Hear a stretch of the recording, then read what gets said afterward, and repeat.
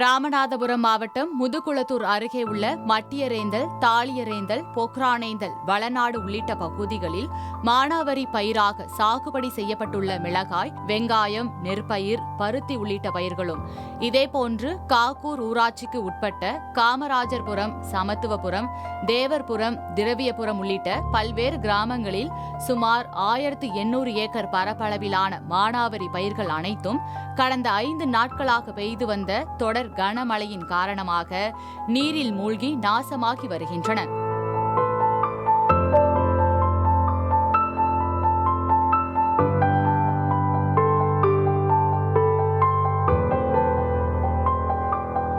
இதனால் பெரும் வேதனை அடைந்துள்ள அப்பகுதி விவசாயிகள் தங்களது வயலில் தேங்கியுள்ள மழைநீரை வாளிகளை கொண்டு கைகளால் இறைத்து வெளியேற்றி அப்புறப்படுத்தும் பணியில் ஈடுபட்டு வருகின்றனர்.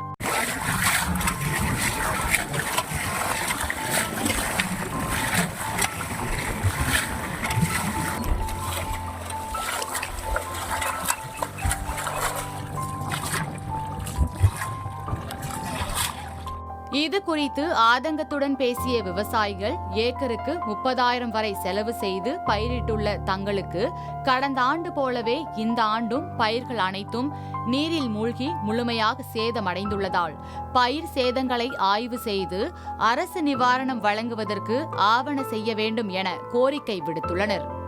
வட்டி வாங்கி நாங்கள் ஒரு ஏக்கருக்கு மேலே 40,000 ரூபா செலவு பண்ணியிருக்கோம். அதை இனிமேல் ஈடு கட்டுறதுக்கு எங்களுக்கு எந்த வழி இல்லை.